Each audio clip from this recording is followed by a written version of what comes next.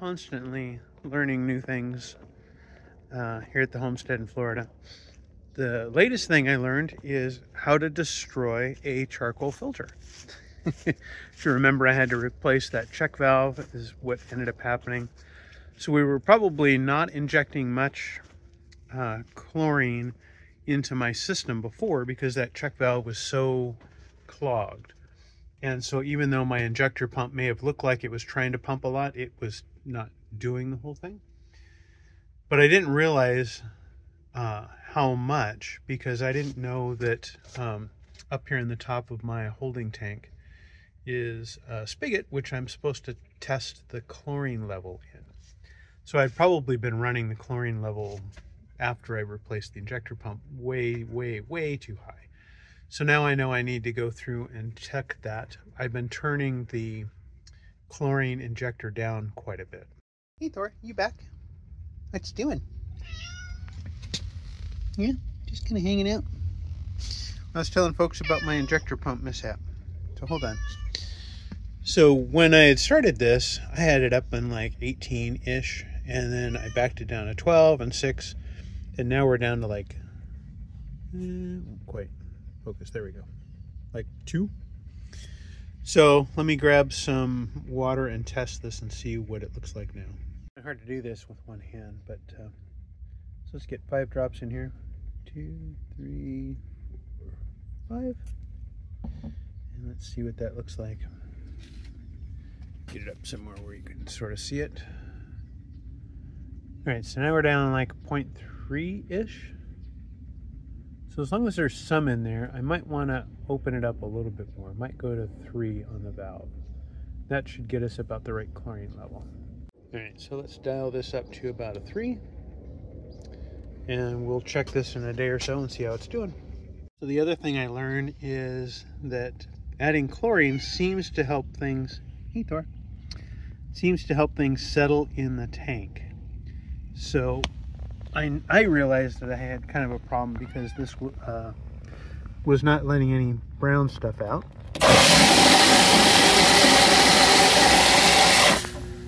That looked pretty clear, although I did that the other day. I gotta do that about once a week-ish or so. So that's good. Oh, I'm curious now how much chlorine I have in my tap. So let me grab a little bit of water out of this. Just run a little bit out, flush that hose out a little bit. In my high-tech drain, it just runs out that pipe there. But that's where the rest of the excess from the back flushes go. All right, that should get us a decent amount. Let's get that. And we will try and get some drops in there. All right, put the drops in. Let's see, how good is my deal down? Let's see, there's a good background. So there is no chlorine in that water. So after the charcoal filter, it's clear. Yay. Good to know all that. You know, I think at this point I might do a summary video of my whole well system. For folks that don't quite know, I know we've had some guests over that don't quite understand all that it takes to run an on-property well or a private well. So I may do that again. I did some, but I've learned a lot of lessons since that original video. Well, today I think it's time to dig the trench from here over to where the chicken coop will be. That way I can lay in the water line and not have to carry buckets of water around. And it'll also supply water to the garden, which will be kind of in that same area, but this side of the coop. Well, pretty productive for lunch. Probably got 60, maybe 70 feet dug down. Needs to get flattened out, but I think that'll be plenty deep enough for a water line. Did find this, looks like the sawed off end of a swing set. And I uncovered a little bit more of this so I can get some flex and get at that pipe to put the tea in. So hopefully I'll get this done before tonight, and it starts raining. It should end just up past the tractor up there, and next to that that pine tree right there is where I'll put in a spigot. And I also have to tee up somewhere in there for garden. That'll be interesting. I think I will just maybe put a tee and stake it down below the ground so that I don't run over and hit it all the time. Anyway, that's what I've been up to. Back to meetings. That was lunch. So you can do quite a bit with the tractor at lunchtime. So I got the 1¼ inch line run all the way down. There is a stub coming up. I was debating, do I cut it off at ground level, then fish for it later? Because that's going to feed the garden. Or do I leave it high enough so I can obviously see it and not run over it with the tractor when I'm cleaning up these mounds? And then down on the far side there, we have a spigot. For now, that's what we use probably to just hand fill or manually fill the waters for the chickens. Chicken coop and run will go there. But I'm waiting for this glue to set up for a little bit and then pressure test it. Well, it's sputtering a little bit to get the air out, but we got water down here at the chicken coop. Woohoo! Karen was out here and we got the chicken run mostly done. We got the spot for the coop, got the roof on, everything. And I thought I'll be brilliant and I'll use my cart as a workbench. But then I didn't think about it. Doesn't quite fit out the door. So I may have to take the latch off and put it back on to get this in. Yeah. Oh well. There's Karen and Thor. Well, I got the run and the coop done. Got the ladder up and installed. Got the door closed right now. But yeah. Oh, there we go. A little off, not a big deal. So the canvas or the tarp is over the top. Took a little bit of finagling to get the coop in and level. It was a little low. I filled in here. I still got to level this out. So I'll bring in another scoop of dirt, rake that in on that far side there. I need to bring in a little bit more and then fix the road. So there's a couple scoops there. But it's ready. In theory, it'll hold chickens. Now I just need to get some of the stuff like the feed and the water. I have the parts for that. I just need to grab a couple buckets or decide what I'm going to do. It's one of those where you just cut a hole and stick a thing in it for water or for feed, and off it goes. So there you have it. Our new chicken coop. Trying to get the chickens is going to be the next interesting thing. I think there's in Winter Park or Winter something, Winter Garden, one of the two. There's a breeder. We might be able to get some chickens from them. It sounds like they're 2 months old. They're Poland? I can't remember. It's something like that is what they call the young chickens after they've been broodered. So we may not have to brood our chickens, which will be nice, I guess. But hopefully they'll bond with us and we'll have some nice friendly chickens. But anyway, we're on our way. Well, it's Sunday. Just finishing up my workout. I made the mistake of letting the cat in. He wants to snuggle and rub up against me while I'm doing the exercise, and it's just not working. But I thought I'd come out and see how the pad for the chicken coop is doing now that we've got some rain. So let's see how the puddling's doing. So we got some down in the foreground. There's my puppy, my cat. He follows me everywhere. So there is a little bit of puddles in here, but it's looking like there's pretty much, at one corner a little bit. Shoot, I should probably go over and look at that a little bit closer. If I can get through here and not get too entangled here.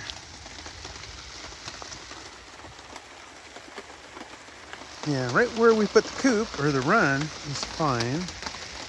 Where the coop is, you might need to toss a little bit more up in there. And get that going. There you go, Thor. You've got a semi-dry spot. All right, I am starting to get wet, So I am going to head out, but let me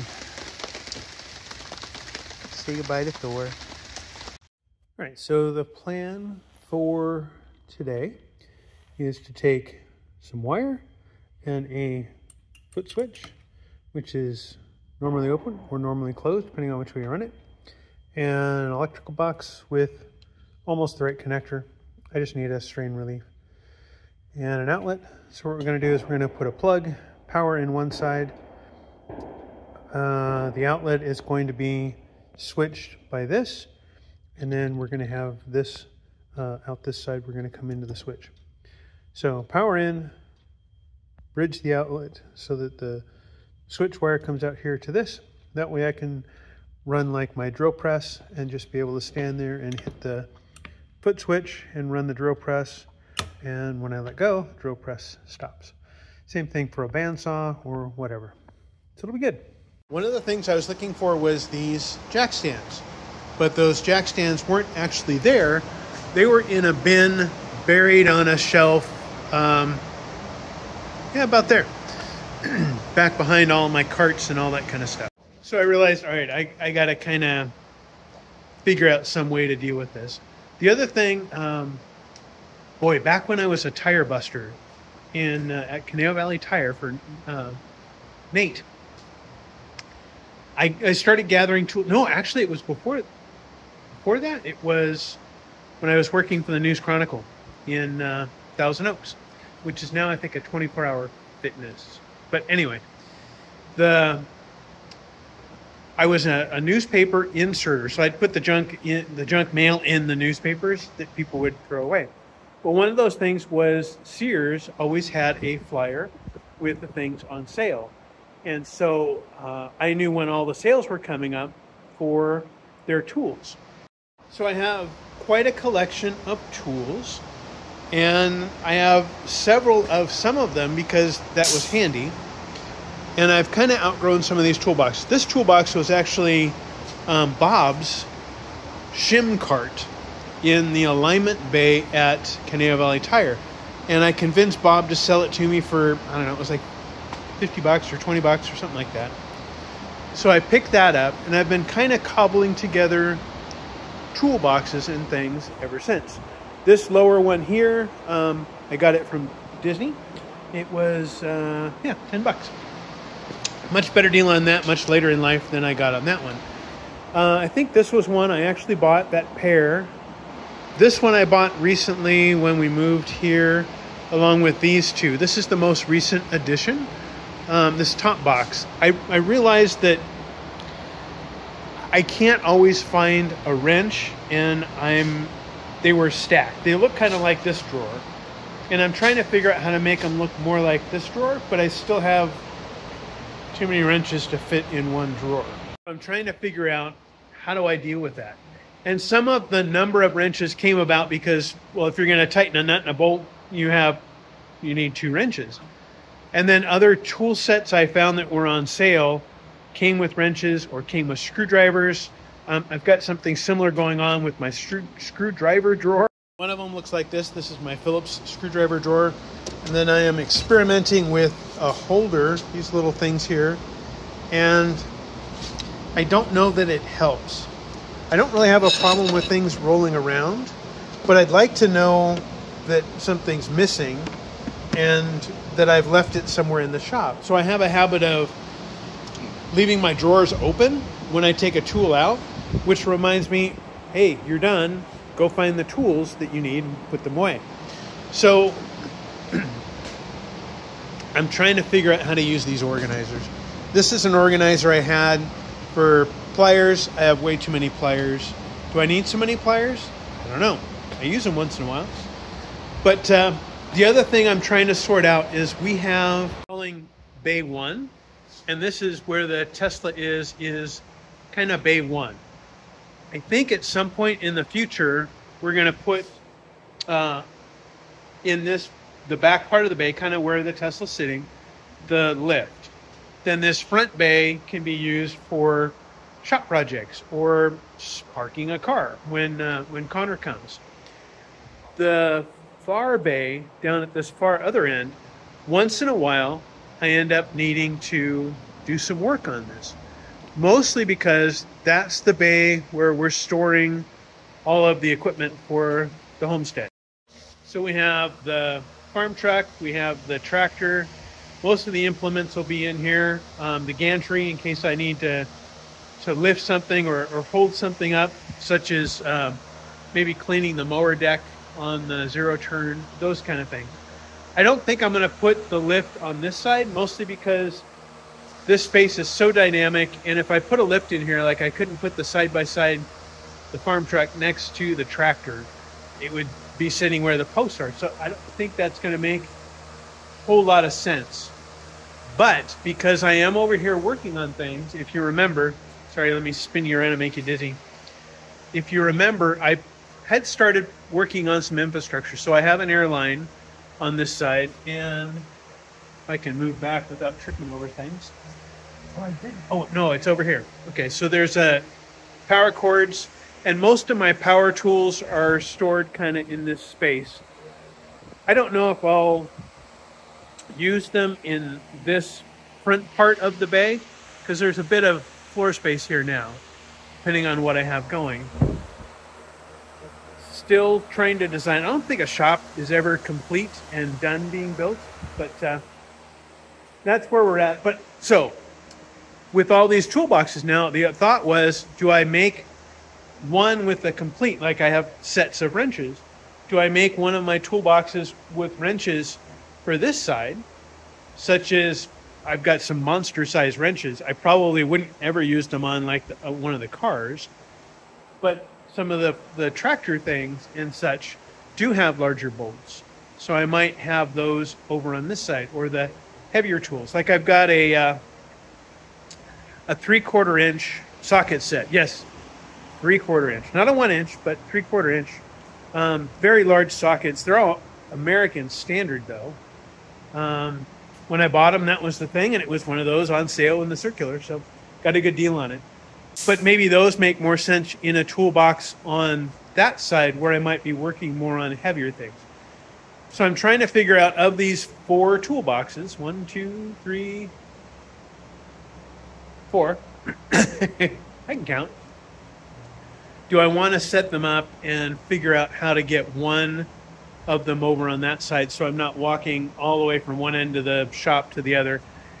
Yeah, I know it's all in the shop, but listen, that's 70 feet, 69 feet from wall to wall. And if you're like me, I grab a socket, I'm like, oh, it's a 12 millimeter. And I walk all the way over there and I'm like, no, it's a 13. And I walk all the way back and get the 13 and come back. Instead of grabbing the whole set, I don't know, I probably could. But that's part of what I'm trying to fix also, because, where was it? I think it's down in this. Oh, no, it's right there. I started trying to play with organizers, and I had a lot of stuff on this one, but this is like a huge beast to pick up and try and carry somewhere. So I was starting to go more with these smaller pieces and so forth, so that I would be more apt to grab a whole set and run it over to where I'm working instead of grabbing one. And these are so sneaking hard to get out of here. Whereas these just lift up. They're super easy. What I'm curious about is if you guys have some kind of monumental concept you have for taking care of your shop or organizing your shop. How do you deal with a larger shop where you may have more than one bay? Do I just roll the toolbox from one end of the shop to the other if I know I'm doing work? Sometimes that may be feasible and may work. Other times, like right now, I'd have to move cars. The toolbox won't fit between those 2 cars, and I don't want to run it over things. They're heavy. I don't know. That's what I'm working on, and we'll see how it turns out. I'll take you along for the ride.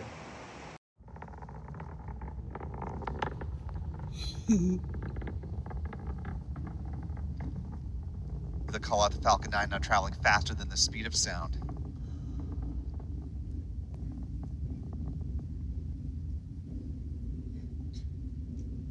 The rocket now passing through max Q. We're at T plus 1 minute 32 seconds and counting.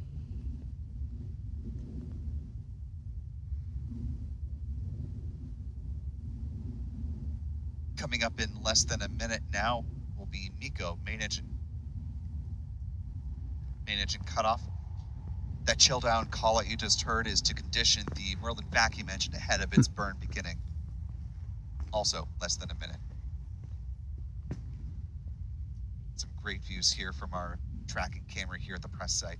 Now a little over 2 minutes into flight.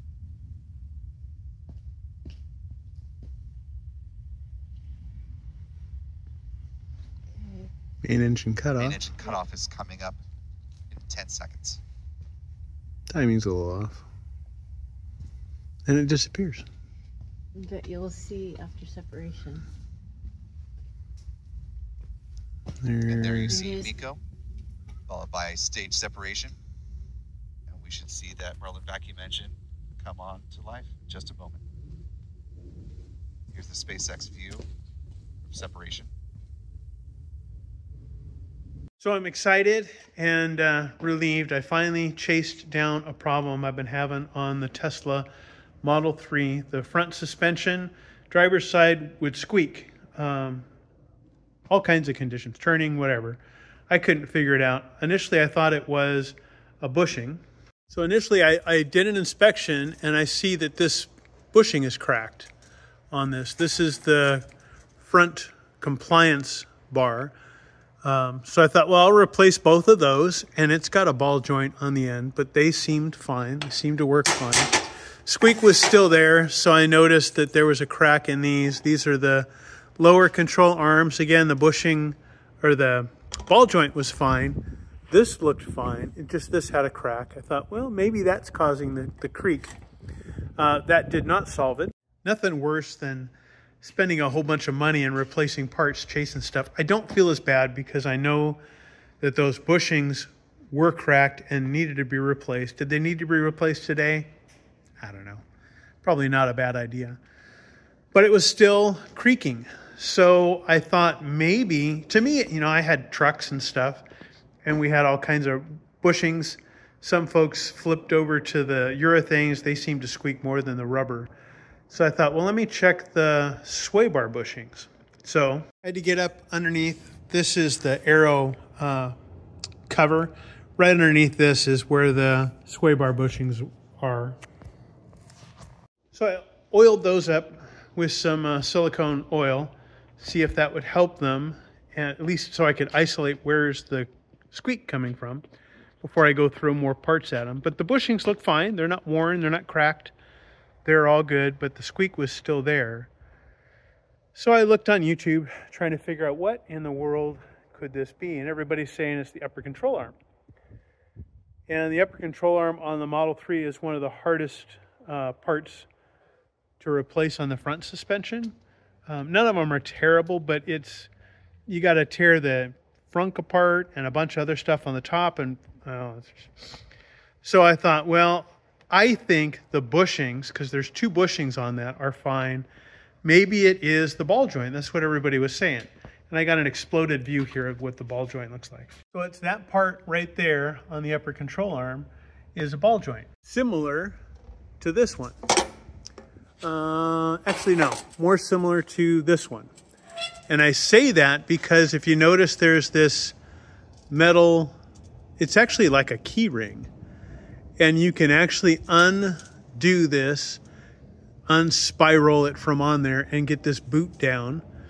And on that upper control arm. Miracle, the real act of God is that there's 600 men every week. Guys can't believe that. They think this is a one and done. No. This is just the beginning of an amazing semester that's coming this spring with our theme, A Man of Influence. Thor made it halfway down the driveway. It was about as far as his exercise would take him. And he's just kind of sitting there waiting for me. I went to go get the mail.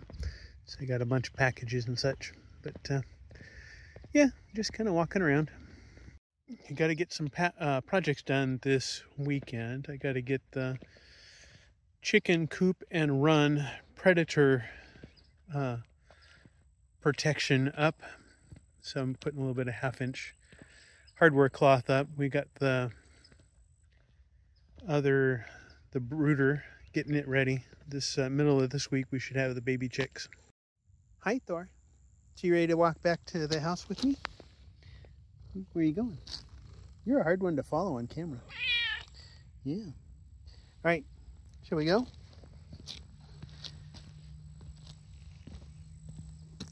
He likes to walk right in front of me and try and trip me, don't you? You try and trip me. Yeah. Or just fall in front of me. Show me your belly. All right. Another project I got. These are the wheels that came on this cart. Ordered some new ones. It's these red ones. Really, really snazzy ones. So this, I think originally had tread on there. Kind of see where the black is sort of there again. But yeah, there's a pretty chunked up. So we're going to put some new wheels on here so these things roll slick around the shop. Well, here's the other set we're going to do. I tried greasing them. Didn't help. Wheels are splitting. So it's about time. They squeak pretty bad. So I got, actually bought a box of these things. So it'd be a good project. The one I'm having trouble with, I'm not sure how I'm going to sort this one out, is this other shelf. It's got bolts welded in. Kind of hard to see, but there's a little indent right there that seals in kind of a nut, if you will, and these rods are threaded into it. The other end has those caps. You know, that's just typical leg. So what I thought I'd do is flip these upside down. Somebody cut that one crooked. I don't think it's going to matter too much.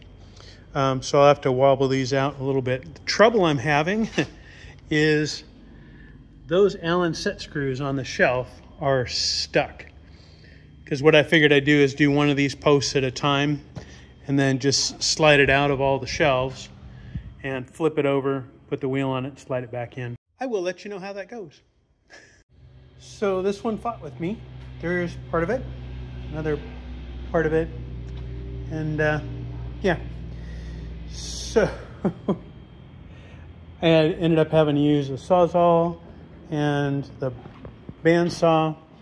I nicked this a little bit, but I think seeing that this, there's this ridge here, this is set in there and I couldn't get the screw to undo.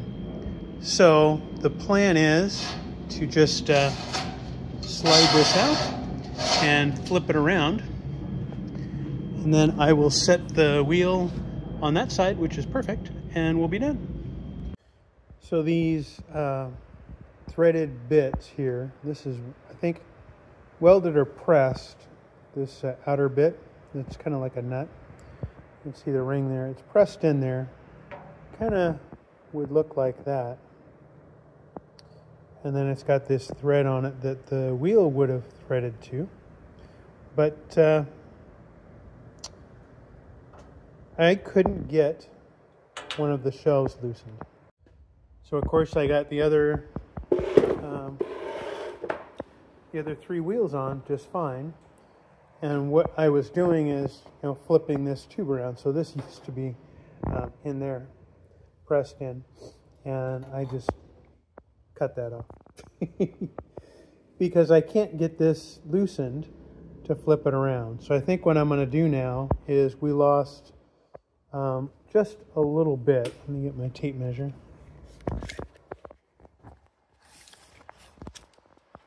So this was 6 inches, I believe, from there to there. So now it is well, a little less than 5.5 inches. So I lost about 1/2 inch of shelf. So I think what I'm going to do is loosen up the other 3 posts and raise them up 1/2 inch, and then decide, am I okay with 1/2 inch of pipe sticking out the top? And we already have some, so maybe that's fine, or maybe I just take my bandsaw and cut that right off flush. This sticks out a little bit too, so it doesn't really matter. Anyway, so that's the plan. I'm just going to stick my wheel on this one now and then true up the other so that it's level. So Cody has decided that he wants to like restore vehicles, restore cars. And I don't have the budget right now to restore a car, although I'd like to continue to encourage him in his endeavors to be able to do stuff. So here's what I decided. We could use a quad here around the property. So I went out to Webster, picked up a Arctic Cat TRV 500. It does not run. It needs a bushing in the back shock. Tires are goofed up. Doesn't start. Not sure why. But yeah, so Cody and I will start working on that. I got to figure out how to get this guy out and over into the shop and figure out just where to start. So baby chicks are here. Hand-picked for us, hand-packed. So Karen's going to get those ready. And we're not going to be able to have them here in the shop. They're going to go in the office just so we can manage their temperature.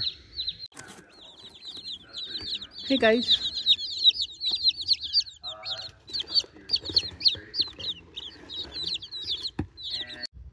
After a little bit of coursing, actually Karen, Cody, and I, mostly Karen and Cody, got the Arctic Cat into the shop. The battery's dead. It was down to 7 volts. So it's on a charge to see if that works. I suspect the battery's toast. So we'll have to get a new one going. The fuel leak is still a little bit of a concern, but if it sits and you don't touch it, it seems to be fine. I don't smell gas vapors coming off of it. So I'm not too worried if it's going to create an explosion in the shop as it sits here overnight. Kind of tasked Cody. This was to be his project, so he's going to be doing some learning. And we'll get him on some video here in the future of trying to sort some things out. But yeah, it's always fun to get kids involved in something that they're excited about. And he wants to learn mechanical stuff. They're all a And little the black feisty. ones are feisty. Morans are getting their feathers, the wing feathers. Yeah, I don't know. And what's the yellower ones? This orange, what are those? These guys are Orpington, buff Orpington. And then the lightest ones, those are the Splash Americanas. Oh, that's right, splashes. And the splashes are the ones that are supposedly going to give us blue eggs. It'll be fun. Yay. So I'm out here in the yard looking at the mess I made. On the other side of the yard there is a small herd of deer. Just kind of cruising through having breakfast.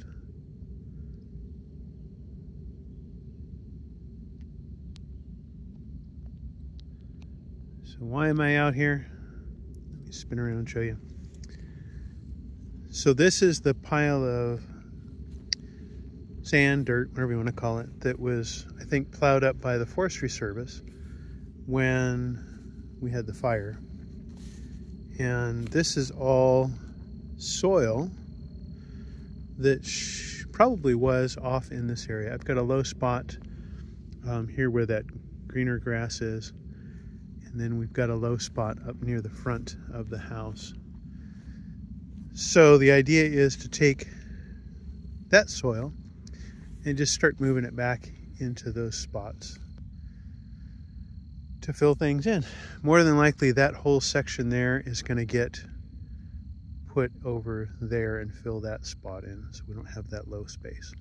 So the story on the quad, got to figure out what we're going to call that. Is it just a quad?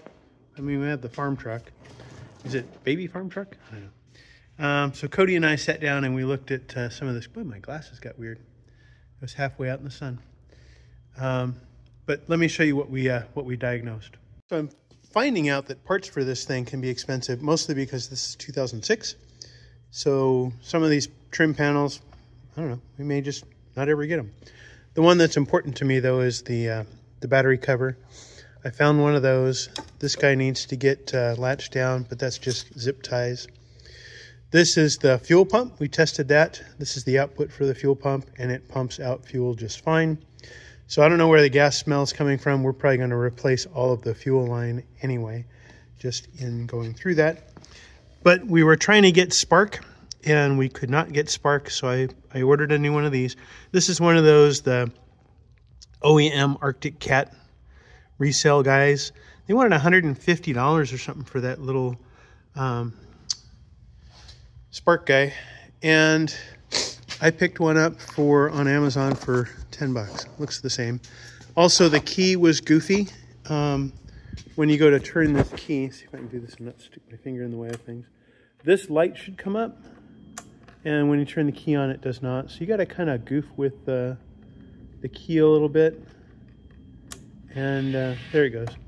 So eventually it'll come on, but that's in that like half on location. It does crank. Battery's dying. But it does crank over. I do have a new battery, so the battery will go in it. So as soon as Cody gets up, we'll probably start working a little bit on that. We should be able to get it, hopefully if it was the spark coil, we'll get it fired. The other thing that we need to do on it, it's just missing a bunch of trim panels. I'm like, don't care, it'll run. Rear tires are, that one especially is toast. Looks like somebody at some point replaced the fronts. So those are good. But needs a little bit of cleaning up. That rear shock bushing on this side on the top, we'll replace that.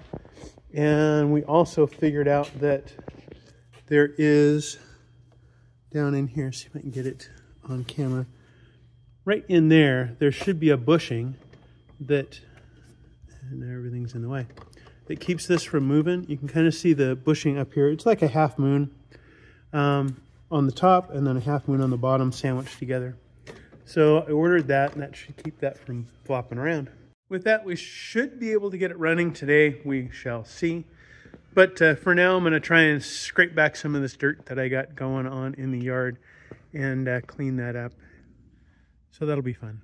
Thor, what you doing? What are you up to? Just kind of hanging out? It's been cold out here lately, huh? Yeah.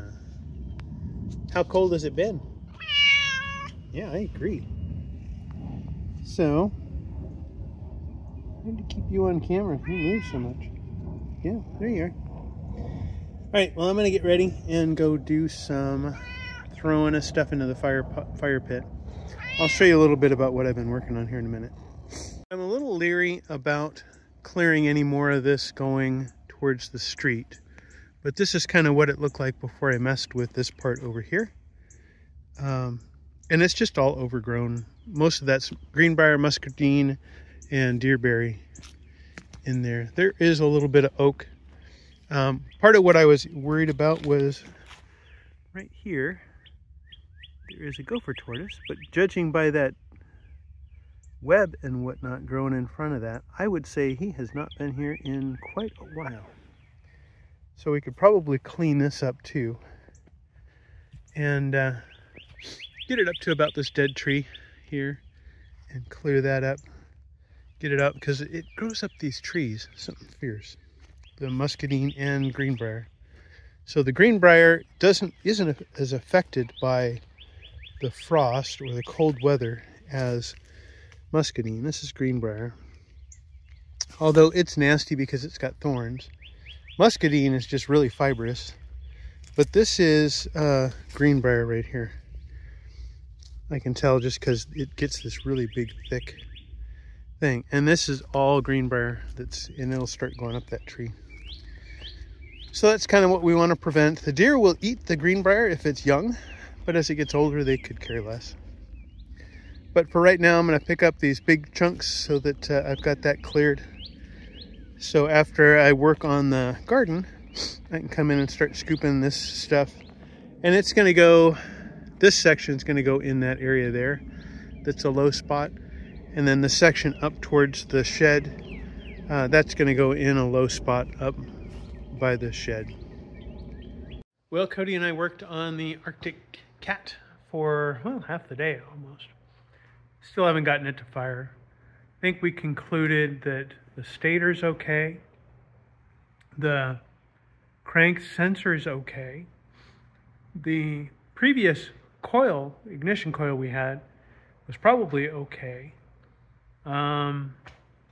The only other link in this chain is ECM or CDI, depending on whose document you look at. basically the brains of the bike that makes it run. So I ordered one of those, found one. It's funny how this stuff works, you know, depending on who you look at. Since it's such an old machine, some places are like, yeah, for $1,000 we'll send you one, or for $600 we'll send you one. And then there's a new manufactured ones that a guy is making for like $150. Like, well, that's way better than some of these others. But so I ordered one of those. We'll see how long it takes for that to show up, but we'll try that next. So here's the CDI, as it's commonly called, ECM, Electronic Control Module, I guess, or whatever. That's what we're down to next. We took apart the stator wires, which are here, and tested those. They seem fine. So I think that's where we're at.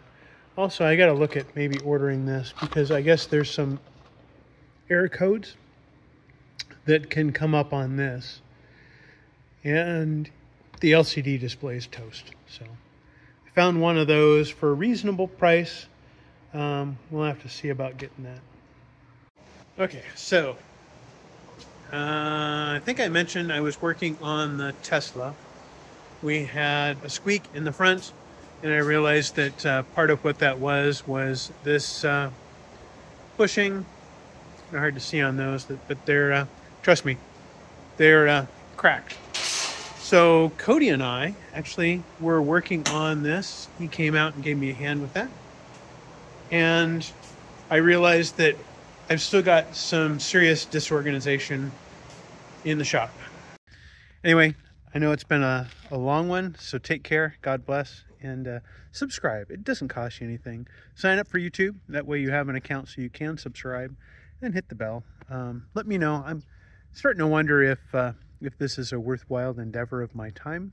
Originally, it was designed to help family translate as I moved out of California here into Florida, but it may morph as far as the timing of videos and the content. But comment, let me know what you guys are interested in seeing. And as always, God bless.